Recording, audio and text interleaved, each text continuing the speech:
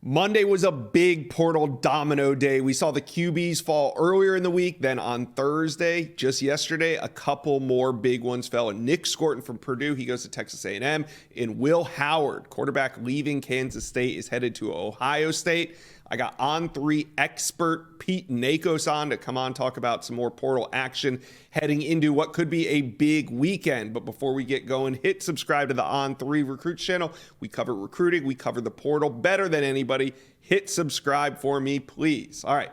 Let's bring on portal expert Pete Nakos. Now, Pete, we'll start with Evan Stewart, the top portal wide receiver. He is heading to Oregon this weekend. What's the latest on who's involved in that recruitment? And really, do you think that it will go beyond this weekend? Headed into today, I wasn't even certain that Evan was going to be at Oregon, but then he posted on Instagram that he is there, so he is officially in Eugene today. I keep hearing that Florida State and USC continue to be in the mix with him. There's been quite a few schools who have surprisingly kind of removed themselves from the race to get Evan Stewart. Wrote today in my intel piece, I think that Oregon getting him on campus first says a lot about where the Ducks sit in this recruitment. Right. And I'm going to have Justin Hopkins on, so look for that video, you guys. It'll be out later today. We're going to talk about that more from an Oregon perspective. Let's move on to Georgia cornerback A.J. Harris. Well, he's leaving Georgia. Took an early visit to Auburn, spent yesterday at Penn State, also hearing Kentucky involved. Now, this seemed like it was going to be a slam dunk for Auburn when he hit the portal and made that early visit. But what are you hearing right now on A.J. Harris? For like the last 2 weeks, I think it is like heading into like the last like 48 hours. Like I thought Auburn was the favorite. I thought the Auburn visit went well, but then I've started to hear in the last 48 hours that maybe it didn't. Penn State got him on campus yesterday. Penn State has the momentum right now coming off the visit. Had heard Kentucky a little bit this week, but I'm hearing a lot of Penn State right now. If I had to pick right now, I'm giving Penn State the pick to land A.J. Harris. Wow. Not a wild recruitment per se, but like, man, everyone thought Auburn was the slam dunk. Like 24 hours into his recruitment, they had him on campus, and things have just kind of turned. The tables have turned, and Penn State is definitely in the lead at this moment. Yeah, former 5-star corner out of high school. So, do you think that this could end this weekend, or do you think AJ might even take some more trips? Just talking to some sources, I have not heard anything about Kentucky getting him on campus this weekend. Now that can obviously, everything is fluid in the transfer portal, so that could definitely change. But at the moment, I have not heard of him taking any other visits. Okay. Big surprise. The next name, well, surprise to me. Earlier this week, we heard rumors that Zion's Hurd could hit the portal, offensive tackle leaving LSU, and yesterday he made it official, and now he is the number 2 available transfer portal target. Who's been some of the first teams to gain traction with Hurd? I've heard a lot of Ole Miss. I know Ole Miss is interested, and they're pushing to get him on campus next weekend, not this weekend. Tennessee was really trying to make that push to get Zalence, to communicate with them in the first 24 hours, and they weren't having luck, but things really picked up yesterday. And the Vols really like where they stand right now, and they're another school to watch to try to get him on campus.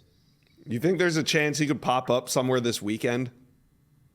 With Zalence, from what I follow and everything, is definitely the kind of guy who I would not be stunned if he pops up somewhere this weekend and everyone's like, how did that happen? Well, the way weren't on the radar, but yeah, everything that I've tracked so far, that would not be a surprise. All right. Now, earlier this week, I felt Auburn kind of tipped their hand in what they're going to do with the quarterback position in the transfer portal. We were asking that question to Jeffrey Lee of Auburn Live just about a week ago. He's saying, they might, but then you reported that Auburn was entering the sweepstakes for Cam Ward. Now, ultimately, Cam Ward went to the NFL, but it did show that Auburn was indeed in the market for a transfer quarterback. So, Caden Salter is leaving Liberty. That's where Hugh Freeze came from. So, how much of a priority is Salter for Auburn right now? When Caden Salter told On3's Hayes Fawcett that he was going to go in the portal, I think all of Auburn Twitter kind of ran to Caden Salter and being like, he is going to be the next guy for us. Everything I've heard since he officially went in the portal on Thursday is that Auburn is not the dominant favorite at the moment. There was a thought that TCU was going to make a run at him, but then they took the Vanderbilt quarterback, Kenny Seals. I definitely think Auburn remains an option, but I think that Caden is really open to any destination. And the other thing to watch too is like, so Caden has 2 years of eligibility remaining. They have Walker White coming on campus. They really think that Walker has the chance to be one of the best quarterbacks in college football. And the last thing they want to do is kind of throw off his development. All right, let's talk about one more quarterback, and that's Malachi Nelson. Just a year ago, he was the number 11 overall player in the country, 5-star quarterback, and he entered the portal. He is leaving USC. So what are you hearing? Who's involved right now with Malachi Nelson? Is Miami a player?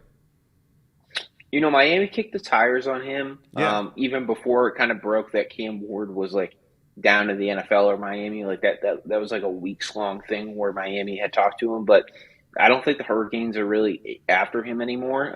ESPN's Pete Thamel obviously reported that he's going to be at Boise State this weekend. I was able to confirm that information. It looks like the Broncos are the team to beat at the moment. Wow. And there's even some thought that he could commit on campus this weekend. All that said, though, if he doesn't commit, I wouldn't be surprised if he makes maybe 1 or 2 more visits. Tulane still needs a quarterback. Not saying that is like an automatic, but I've definitely heard Malachi's name pop up at Tulane. And there was a thought early on that Houston could be a possibility, but Houston obviously grabbed a quarterback in the last 24 hours.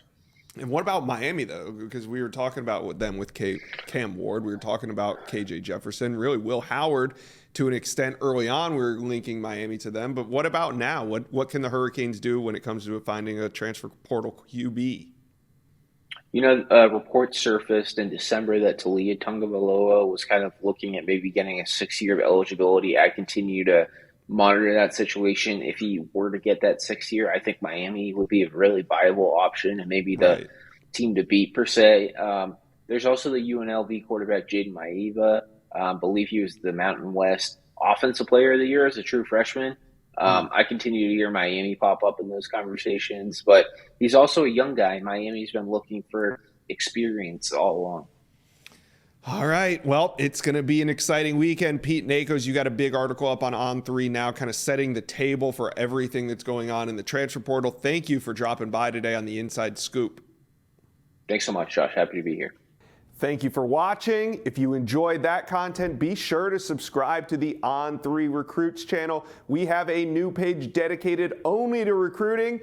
Go ahead and hit that subscribe button right now.